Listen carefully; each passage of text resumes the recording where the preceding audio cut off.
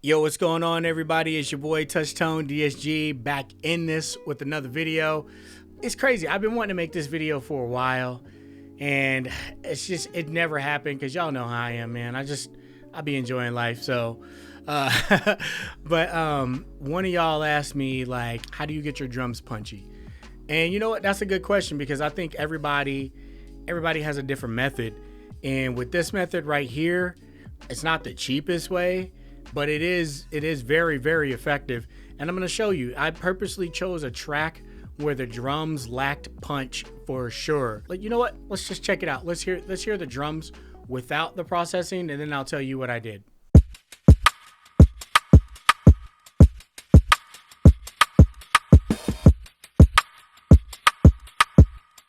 So that's cool. That ain't bad at all. And I'm going to show you what I do. So first of all, what I use is the Phoenix Audio N90s right here in front. Those are freaking dope. And I also use the Phoenix Audio Ascent preamp, which I have over here. Y'all can't see it because it's out of screen and I don't have another camera to get all fancy. So I'm just gonna have to take my word for it. So you heard the drum track without it, and this is the drum track with my processing. So weird me, this is what I do. I actually put the compressor before the preamp, and it just sounds better in my opinion. Check it out. I'll turn it all on. Actually, I'll turn just these two on here. You'll hear it with the N90s. Let's hear the drums here.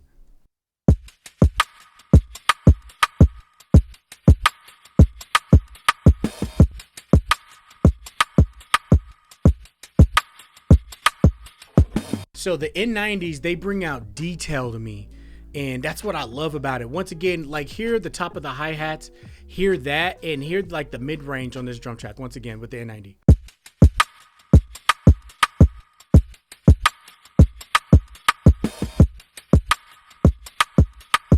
See what I'm saying? So that's dope. And then I'm gonna add the Phoenix Audio pre with that, and that's like my combo for punchy drums. Now, if I want like bigger, hard-hitting drums with some low end, then I'll use the API T25 and the API 3122V. I'll do a video on that one as well, but check it out. Here's the punch.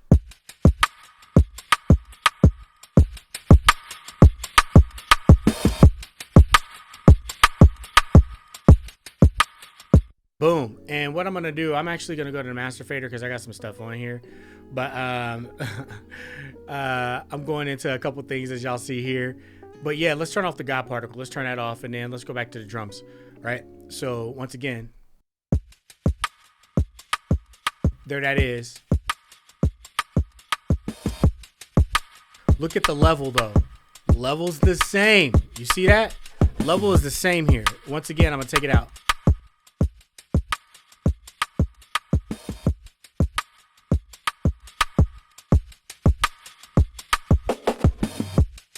So it's not quite the same, but still, it's like a dB half difference. Me personally, I can live with that for the type of music that I do. I like aggressive drums. And we're still, you know, like at -6 on the headroom though. That's what I'm talking about. So for the rest of it, I went with the G comp here, the multi-bus G comp. And I don't use this on every drum track. It really just kind of depends. But I really wanted to quite tame the highs on this and tame some of the lows. So check it out as it comes in.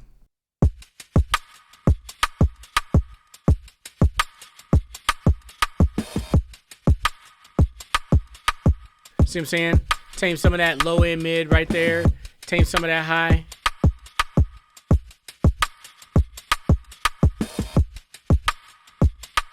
Yeah, that's dope. Then what I wanted to do is just recover some of the transients. You know what I mean? Some of the transients. So I go ahead and use my spiff for that. Let's go with spiff here. So let's recover some of the transients with spiff here and check it out.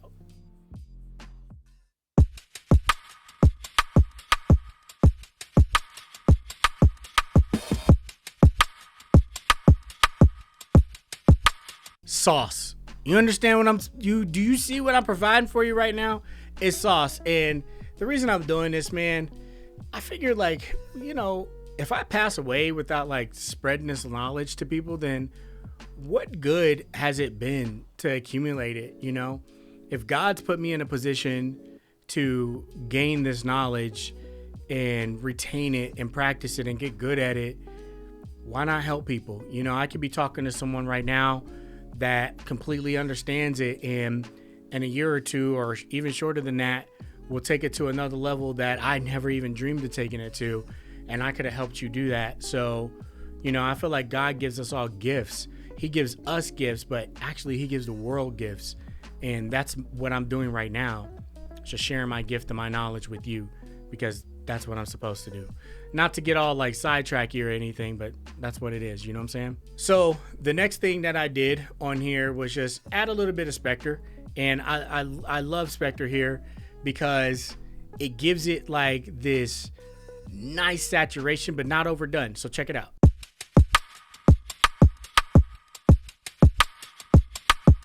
You know what I'm saying? It's very subtle, but in the grand scheme of things, it makes a big difference. Listen to that low end. See, just jumps out. So when I'm putting things on like this, I already know most of the time what's going to be on my mix bus. So I already know what that's going to sound like because I've done it hundreds and hundreds of times. So when I do these little things and these little subtleties, they add up. It's like baking the cake. If you can taste too much salt, you doing too much. If you could taste too much sugar, you're doing too much. And sometimes I see on YouTube when people are like demoing these things or doing these things and they turn their compression on and it's extremely audible, man, that's too much salt, that's too much flavor. And people are going to get the final piece of that cake and be like, it's cool, but it's got a little too much salt. What we want to do, add a little ingredients here and there, some a little bit more than the others, but not much. And by the end, it's going to add up to a nice cake. And then when you start putting your icing and all the rest of the sprinkles and stuff on there, man, you got chef's kiss. You know what I'm saying? All right. So next thing I did was just basically provide a utility. I kicked back on the gain a little bit because once again, I know what's going into my mix bus. So I mix for tone.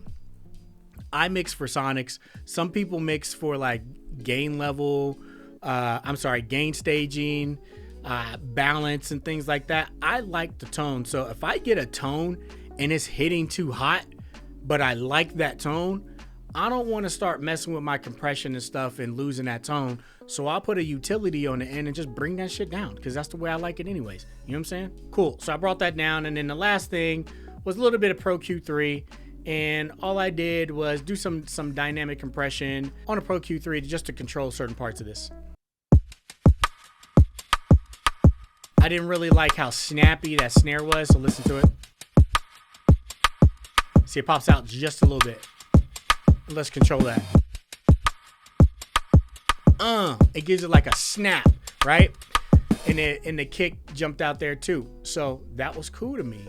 So then on the master bus here, it's just, I'm using just the soft tube bus processor, and then I'm using the T25 for my hardware. I'm not using any compression on the T25. I'm actually just using the tubes, and you can hear it when it comes in. So check it out.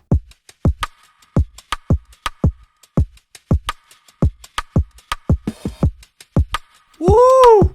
I love this thing. You see how warm it got? Listen to it. That's kind of sterile. Not crazy, but it's all right. But you run it through them tubes. Give me some fatness, yo. Give me some fat. Give me that big old thick. All right. So then secondly, I went through the black box here. Thirdly, I went through the black box and just hit it with a little bit of just some saturation on the end here.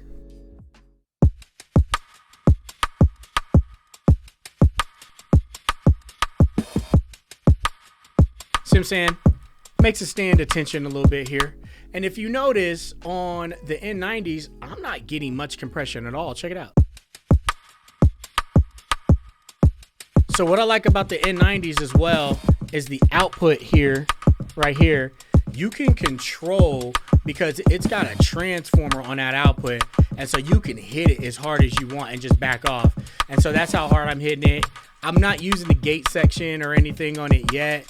Maybe with some live drums I will, you know, but for the most part, I'm not doing that. And then my last plugin, last but not least, is the God Particle. I like the 80% sound, and that's the thing. And you know, in mixing, there's no rules, man. Just do what you feel, you know? So check it out. Here we go. Come on, man. Come on, man. You hear that punch? Let's take the T25 out. It's still got punch, right? But listen to the warmness. All right, cool, cool. So that's what that sounds like with the punch. And this is what it sounds like in the whole grand scheme of things. Let's start over.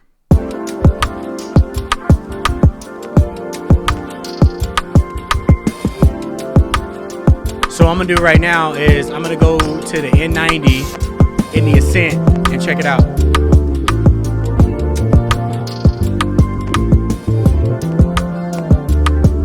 You see, that's weak sauce.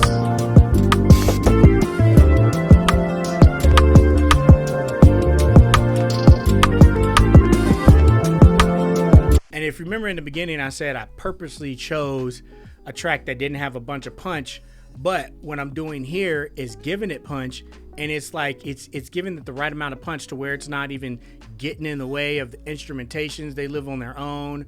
I mean, come on, man. You know what I'm saying? Check it out one more time.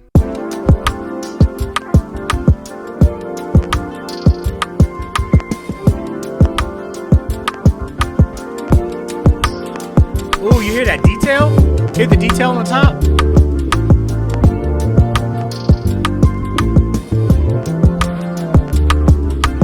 It brings out all the texture, all that sonic.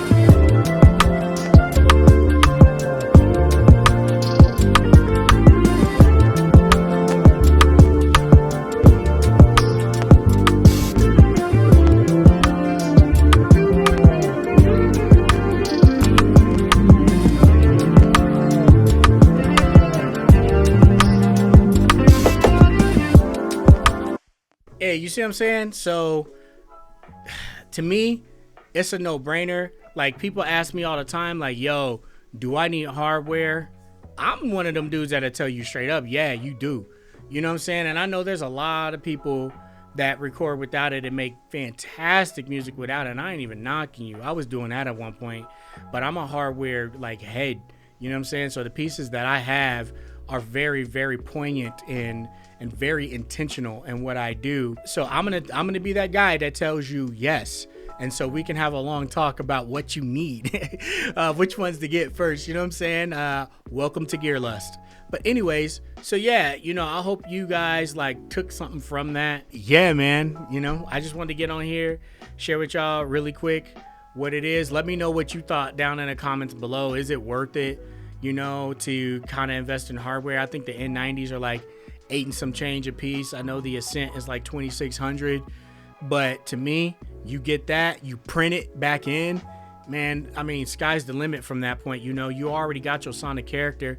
You got already everything that you need as far as that, setting the tone for your track. And that's what I'm about, man. You know, that's why I do good. And when I sell my music, things that stand out and don't sound like everything else, even if it's a little bit simpler, if it's a little bit different, people, a lot of artists now are savvy and they like sonics. So TBR, as always, folks, thought becomes reality. Until next time, it's your boy Touchtone. Peace.